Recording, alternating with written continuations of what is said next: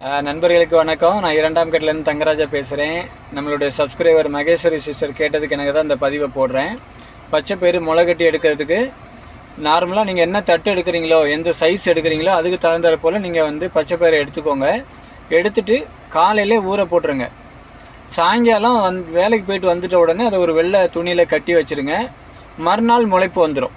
முளைப்பு வந்துட்ட உடனே நீங்கள் எந்த தட்டு எடுத்து வச்சுருப்பீங்க ஆல்ரெடி, அந்த தட்டில் ஒரு 1/2 இன்ச்சு அளவுக்கு கொக்கோ பீட்டை தூவிடுங்க.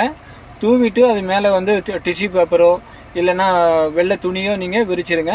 அதுக்கு மேலே கேப் இல்லாமல் அந்த பயிரை போட்டிங்கன்னா அதுக்கு அந்த பயிரை போட்டுட்டு அதுக்கு மேலே ஒரு டிஷ்யூ பேப்பரோ இல்லை துணியோ இல்லை நீங்கள் வச்சுருக்க மாதிரி இன்னொரு சைஸில் தட்டோ வச்சு மூடி வச்சுருங்க.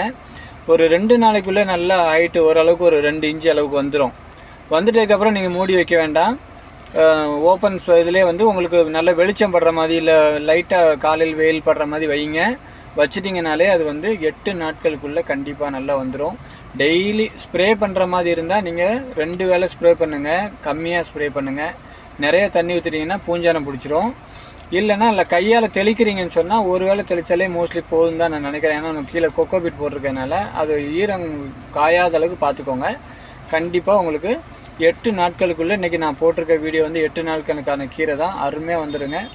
நீங்கள் வெறும் பச்சை பயிரில் மட்டும் நம்ம பண்ணணும்னு அவசியம் இல்லை. கொள்ளு, காராமணி, மூக்கடலை, கோதுமை இதிலெல்லாம் கண்டிப்பாக பண்ணலாம். அடுத்தடுத்து நான் போட்டு எடுக்கும்போது உங்களுக்கு கண்டிப்பாக வீடியோ பதிவு பண்ண தான் போகிறேன். அதை நீங்கள் பாருங்கள். கண்டிப்பாக முயற்சி பண்ணுங்கள் நண்பர்களே. இந்த மாதிரி என்ன மாதிரி யாராவது ஒருத்தர், இப்போ நம்ம வீடியோ பார்க்குற 1000 பேர் வரைக்கும் நமக்கு வியூவர்ஸ் வராங்க. அதில் யாரோ ஒரு 4-5 பேர் நமக்கு ஒருத்தர் 2 பேர் பண்ணால் கூட அது நமக்கு சந்தோஷம்தான். கண்டிப்பாக முயற்சி பண்ணுங்கள் நண்பர்களே.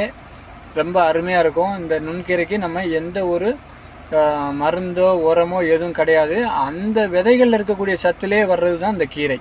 அதனால் கண்டிப்பாக 100% ஆர்கானிக்கான கீரையாக இருக்கும். கண்டிப்பாக குழந்தைங்களுக்கும் இதை கண்டிப்பாக சொல்லிக் கொடுங்க. தற்சார்பு முறைன்ற விதத்தை கண்டிப்பாக சொல்லிக் கொடுங்க.